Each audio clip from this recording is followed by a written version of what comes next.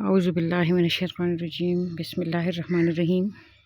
السلام علیکم پیارے دوستو، کیسے ہیں آپ؟ یہ کتاب سامنے پڑھی ہوئی ہے، اس کو ابھی سٹارٹ کروں گی۔ ویسے ایک دفعہ پہلے بھی پڑھ چکی ہوں، کوئی 100-150 صفحات اس کے نا، لیکن آج اتوار کا دن ہے اور انشاءاللہ تعالی یہ کتاب میں نا سٹارٹ کروں گی، پھر اس پہ آپ لوگوں سے بات کروں گی۔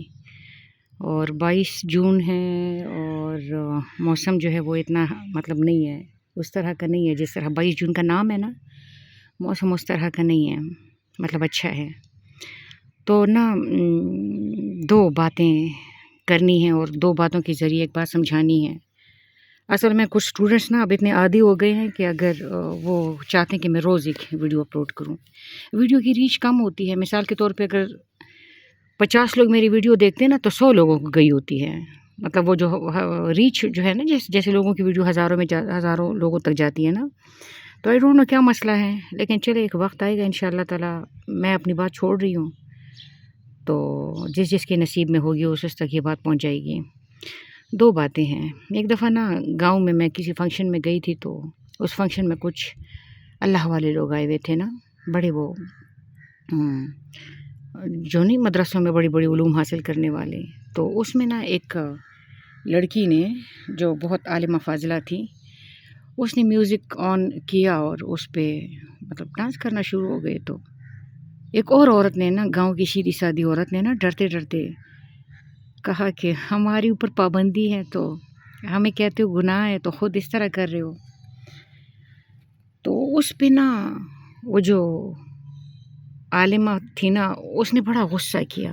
اس نے کہا کہ کیوں، بس ہم بھی کرتے ہیں تو ہو جاتے ہیں بدنام، وہ قتل بھی کرتے ہیں تو چرچا نہیں ہوتا، اور اس طرح کی نا وہ خطرناک اشعار، اور وہی طارق جمیل اللہ ان کو زندگی دے، ان کے انداز میں باتیں کرنے لگی اور پتہ نہیں کیا کیا نا۔ اچھا، گاؤں کی عورتیں بہت زیادہ ڈر گئی، میں خود بھی ڈر گئی تھی۔ میں خود بھی نا مطلب میں ڈر جاتی ہوں، اللہ معاف کرے نا۔ تو عورتیں باہر کچھ مطلب وہ کمرے میں اس گروپ کو اکیلا چھوڑ کے نا، وہ عالموں والے گروپ کو اکیلا چھوڑ کے نا، تو عورتیں باہر نکل آئی، میں بھی ساتھ باہر نکل آئی۔ میں نے ویسے ان کو کنٹرول کرنے کی کوشش کی، لیکن مجھ سے اکثر مطلب نہیں ہوتے کنٹرول جاہل لوگ نا۔ تو میں جب باہر آئی نا، تو ہم عورتیں کھانا کھانے لگی نا، تو اس میں نا ایک مردان کی ایک عورت تھی نا، وہ ان پڑھ عورت تھی، لیکن اس نے بات اتنی بڑی بات کی کہ میں حیران رہ گئی نا۔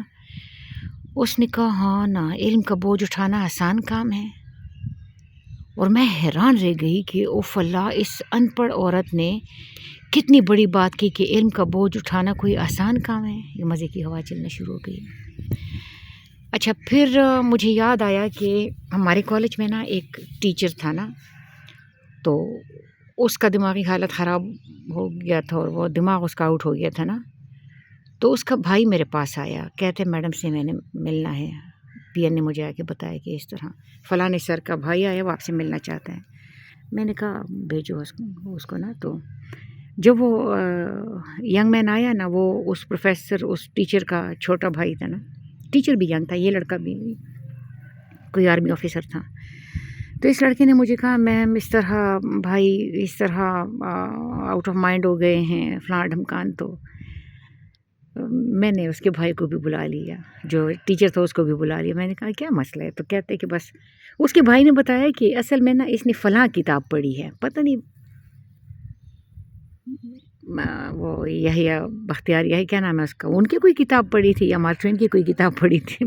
تو کہتے اس نے ایک کتاب پڑھی ہے، تو اس کا دماغ جو ہے یہ آؤٹ ہو گیا ہے نا۔ تو میں ہنس پڑی نا۔ میں نے اس ٹیچر کو کہا، میں نے کہا ظالم آدمی، میں نے کہا جب میں اسکول سے نکلی تھی نا، تو اسکول کی لائبریری کا ادبی پورشن جو ہے نا وہ میں پڑھ چکی تھی۔ جب میں اسکول سے نکلی تھی نا، تو اپنی اسکول کی لائبریری کا، اور جب میں میٹرک میں تھی تو میں سیرت النبی شبلی نعمانی کی پڑھ چکی تھی۔ دنیا جہاں کی میں نے کتابیں پڑھی، تو میں نے کہا کیسے لوگ ہو تم ایک کتاب پڑھ کے پاگل ہو جاتے ہو؟ تو مجھے یاد پھر آیا کہ پرانے زمانے میں نا، مطلب جیسے حضرت شمس تبریز آئے ان کے پاس نا، جلال الدین رومی کے پاس، تو شمس تبریز نے پہلے دعا کی تھی کہ اے اللہ مجھے کوئی دے جس کو میں تیرا راز ہینڈ اوور کر دوں۔ اور پھر اللہ پاک کے اشارے سے وہ جلال الدین رومی تک پہنچ گئے تھے۔ اس کے باوجود بھی جلال الدین رومی سے بات کرتے ہوئے وہ دروازے بند کر کے، اور اتنی انہوں نے رازداری قائم کی ہوئی تھی کہ ان کے اوپر عجیب عجیب باتیں بھی بنی، اور بات آخر یہاں تک آئی کہ شمس تبریز کو قتل کرنے تک بات پہنچ گئی تھی۔ اسی طرح پرانے زمانے میں خانقاہوں میں لوگوں کو رکھا جاتا تھا نا، بچوں کو، تو ان بچوں کی تربیت ہوتی تھی، بہت عرصے تک ان کی تربیت ہوتی تھی، اور ٹائم دیکھا جاتا تھا، وقت دیکھا جاتا تھا، ان کا دماغ دیکھا جاتا تھا کہ آیا میں اس کو یہ نالج دے رہا ہوں، یہ نالج یہ کنٹرول کر پائیں گے، اس کو یہ برداشت کر پائیں گے یا نہیں۔ جیسے وہ کسی بڑے بزرگ نے کہا ہے کہ پتہ نہیں پنجابی میں ہے، مجھے تو پنجابی نہیں آتی، تو کہتے ہیں میٹھی کھیر پکا کے تو کتوں کے آگے دھر لی، یا اکثر نا جب میرے اسٹوڈنٹس میں کوئی بات کرنا شروع ہو جاتی ہوں تو میں خاموش ہوتی ہوں، تو میں ان سے کہتی ہوں بچے جب تم بڑے ہو جاؤ گے نا پھر یہ بات بتاؤں گی۔ تو اکثر جب وہ اگلی کلاس میں چلی جاتے تو میں کہتی ہوں اچھا اب تم بڑے ہو نا، تو اس کے باوجود بھی مطلب کتنی ساری باتیں ہیں جو ہمیں بے وقت پتہ چل گئی، یا بے وقت پتہ چلنا اس کا خطرناک ہوتا ہے۔ ہر بات، ہر چیز، وہ کہتے ہیں نا کچھ باتیں وقت پہ اچھی لگتی اور کچھ باتیں وقت پہ بھی اچھی نہیں لگتی۔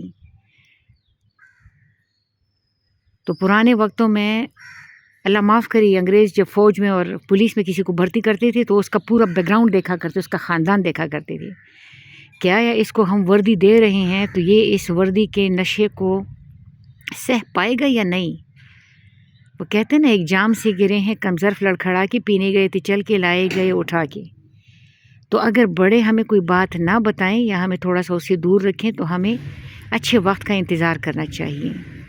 اور بڑے بھی ماشاءاللہ مطلب جس طرح یہ ہم نے علوم کا، جیسے نہیں جمعے والے دن سارے بڑے زبردست مسلمان ہو جاتے ہیں، ایک دوسرے کو احادیث اور اقوال اور اچھی اچھی باتیں سینڈ کر رہے ہوتے ہیں، وہ باتیں جو انہوں نے خود بھی نہیں پڑھی ہوئی ہوتی۔ تو نتیجہ کیا ہوا، وہ کہتے ہیں وہ لوگ بہت خوش قسمت تھے جو عشق کو کام سمجھتے تھے یا کام سے عاشقی کرتے تھے۔ ہم جیتے جی مصروف رہے، کچھ عشق کیا کچھ کام کیا، عشق کام کے آڑے آتا اور کام سے عشق الجھتا رہا، اور آخر کار ہم نے مجبور ہو کر دونوں کو ادھورا چھوڑ دیا۔ تو ہمارا اتنا نالج کا اتنا پرچارک عام ہو گیا ہے کہ ہمارے پاس باتیں بہت ہو گئی ہیں، اس پہ عمل نہیں ہے، نہ اس پہ عمل کرنے کی ہم کوشش کرتے ہیں، اور نہ بات کو سمجھنے کی کوشش نہیں کرتے، عمل تو چھوڑنا، بات کو سمجھنے کی کوشش نہیں کرتے۔ تو علم کا جو بوجھ ہے وہ خطرناک ہے، اور اپنے بچوں کو ہمیں اگر کوئی تگڑی بات بتانی ہوتی ہے تو ہمیں بچوں کی ذہنی کیلیبر کا اندازہ لگانا چاہیے، جوانوں کے، آیا یہ بندہ اس کو اٹھا سکے گا یا نہیں، ایسا نہ ہو کہ وہ باقی لوگوں کو خراب کرنا شروع کر دیں۔ تو بس اللہ پاک مہربانی کرے، اللہ پاک ہمیں وسعت دے، آپ بھی دعا کریں، میں بھی دعا کرتی ہوں کہ اللہ پاک ہمیں وسعت دیں۔ ہمیں وسعت ملے گی نا تو ہمارے لیے پھر تھوڑی سی بات بھی کافی ہوگی۔ یہ جو ویڈیو میں بنا رہی ہوں نا، اس پہ بھی اعتراض کچھ دوستوں کے آئیں گے کہ میں نے فلانوں کے لیے بنائی ہے، ڈمکانوں کے لیے بنائی ہے، میں نے اپنے لیے بنائی ہے اور اپنے اسٹوڈنٹس، اپنے دوستوں کے لیے بنائی ہے۔ تو بات کو غلط سمت نہ لے کے جائیں، اور جو اصل بات ہے اس کو سمجھنے کی کوشش کریں، میں بھی کرتی ہوں، تم بھی کرنا۔ اللہ حافظ۔